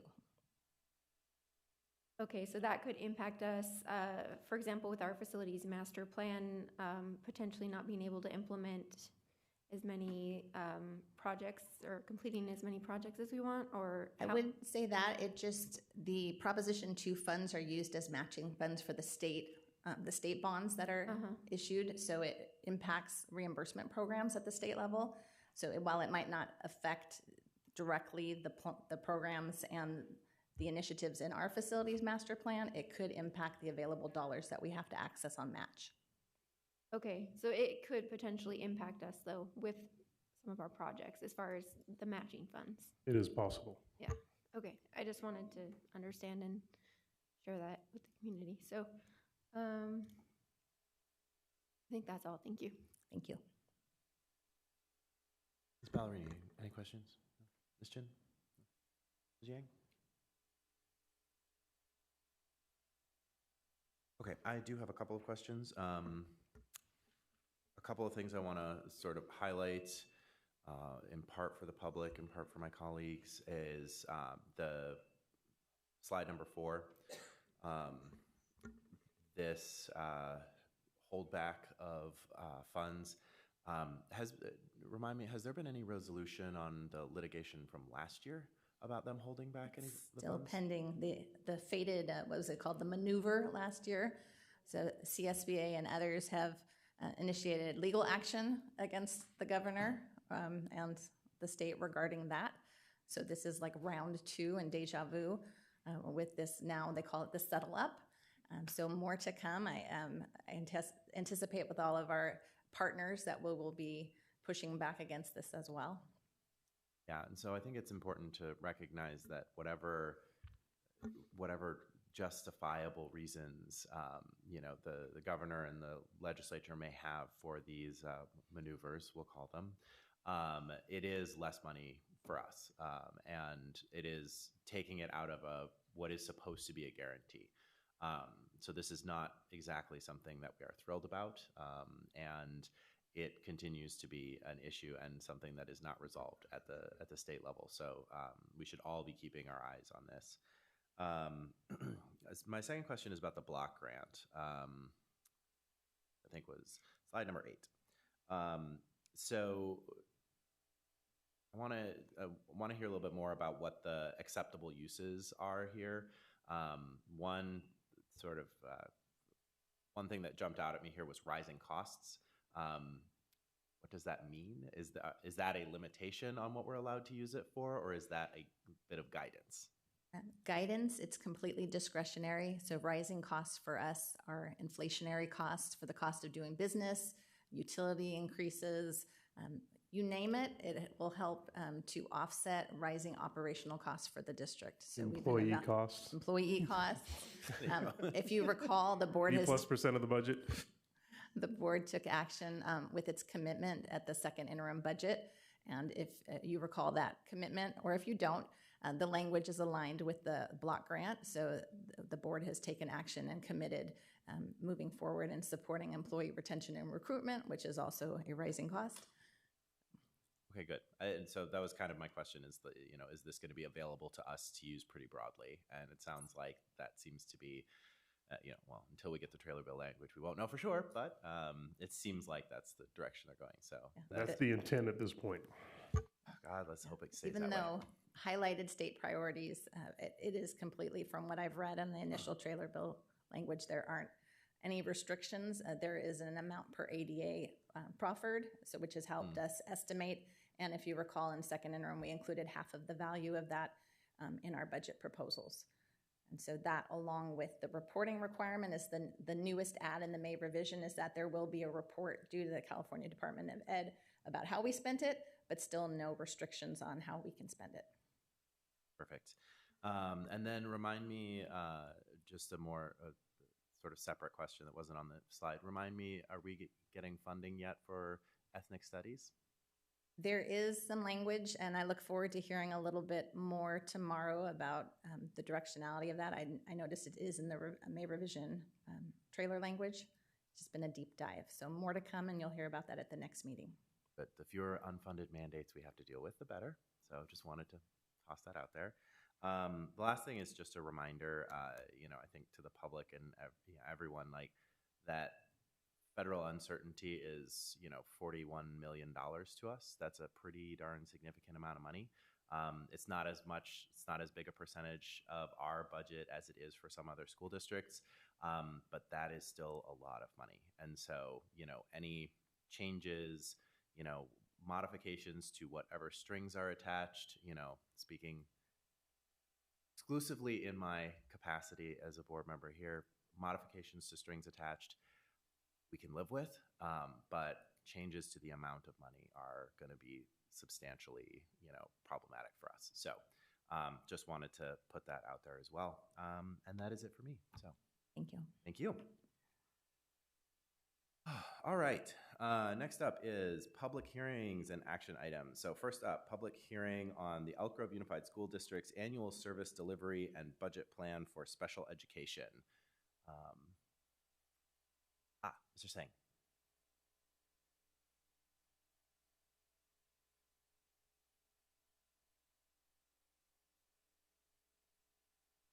Good evening, Board President Vargas, members of the board, Superintendent Hoffman, colleagues, and community. I'm actually going to pass the baton to my colleague, Ann Regali, who's going to present the item. Good evening, Chairperson Michael Vargas, members of the board, Superintendent Hoffman, and Ms. Avalos. The Board of Education is requested to hold an open hearing for anyone who wishes to comment on the Elk Grove Unified School District's annual service delivery budget plan for special education. This item will be presented to the board for adoption at our June 4th, 2025 meeting. The Elk Grove Unified... 24th? June 24th. June 24th, 2025. Yeah. June 24th. Right? Okay. The Elk Grove Unified School District Special Ed Local Planning Area was approved and adopted by the Board of Education on March 1st in 2011. Annually, each SELPA is required to develop and revise an annual service delivery budget plan as an additional component of their approved local plan. The annual service delivery budget plan includes a description of all the special education services provided by the SELPA, the nature of those services, and the physical location of those services. The annual service delivery budget plan also identifies expected expenditures for all items required by the SELPA's service delivery plan. Thank you for your consideration. Thank you very much. All right. With that, I'd like to open the public hearing and ask if there are any blue cards on this item. Board President, there is one blue card on this item. Calling on Gen C.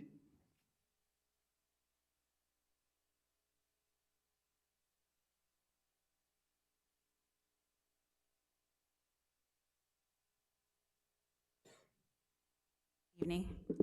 Felt like a really long walk today. It's nice to see everybody. I am here today as the Director of Advocacy with EG Speaks. And I had a great opportunity today to communicate with different family members that are within the community that had concerns based on what they had seen posted on with the agenda. And I was able to take those to Anne, and we worked together and kind of adjusted some things, and I really appreciate the partnership. And it is our goal at EG Speaks to be the bridge between the families and the district, and tonight was a great example of that. So I thank you, Anne, and always enjoy getting the opportunity to collaborate. The biggest thing that I'm coming tonight and asking for you and everyone else to expect and to ask for presentations such as this are specifics. A lot of the boxes are checked, and it's like the CDE sends out the form, and it's you check the box and all this stuff. But what are the descriptions? Those are up to the department to describe. What does it look like to have speech services? And specifically, I would like for the district to identify what intensive individual services are. There are a select. There's a portion of families that benefit from their student having a one-to-one para support in their classrooms. That needs to be documented in the services. That is a service. Their child cannot access their curriculum, and this is agreed upon by the team. It's not something that parents are just making up and asking for. So I'm asking for specifics for that to be identified in all of our documents for services, such as what Ms. Regali is going to present. There are a handful of other things that, I feel like could be more descriptive, and our families, there's a lot less confusion and a lot less extra meetings being held and a lot less feeling like parents are being given information is being kept secret from them if we're specific. So basically, I'm just asking for all of you to ask everyone in this report and as they're going forward to be specific on what the descriptions of services are. Thank you. Thank you, Board President. That ends our blue card on this item. Thank you very much. Then I'd like to close the public hearing and announce that this item will be brought back for adoption at the June 24th, 2025 board meeting. Thank you. Thank you. All right, next up, tentative agreement between Elk Grove Unified School District and the Elk Grove Education Association 2024-25 and 2025-26. Mr. Riley. Good evening, President Vargas, members of the board, Superintendent Hoffman, Ms. Avalos. The tentative agreement between the Elk Grove Unified School District and the Elk Grove Education Association for the 2024-2025 and 2025-2026 school years has been ratified by a vote of the EGEA membership. In addition, Education Code Section 3540.2 stipulates a fiscal review by the Sacramento County Office of Education of negotiated agreements to determine the financial impact of the agreement on the district budget. Therefore, the AB 1200 report, which provides the financial analysis of the tentative agreement, is attached, was submitted to SCOE for their review, and it was approved. The EGUS board is now asked to approve or ratify the attached 2024-2025 and 2025-2026 tentative agreement.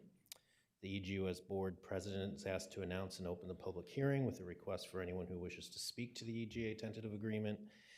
And after listening to the speakers and closing the public hearing, the board should be asked to take action to approve or ratify the tentative agreement.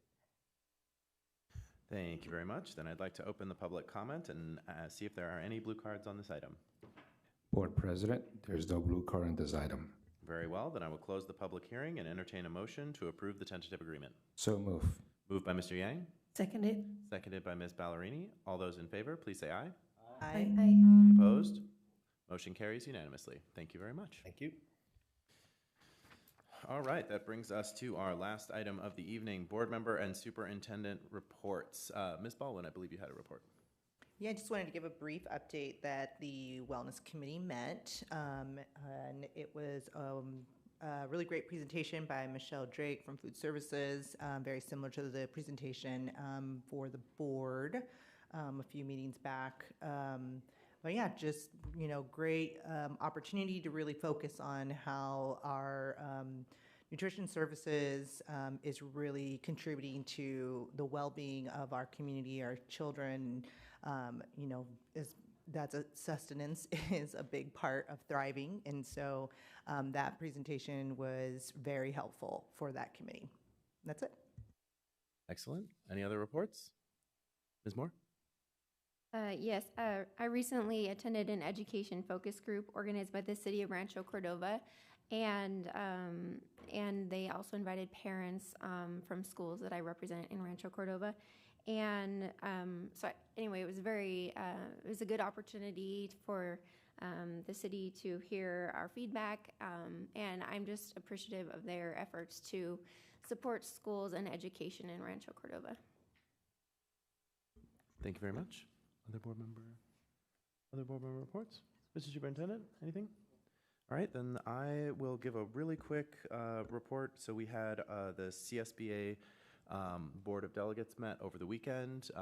It was mostly informational about the budget and legislation and litigation that the CSBA is pursuing. Nothing of particular note, but if any board members have any questions about what the CSBA is doing, feel free to ask at any time.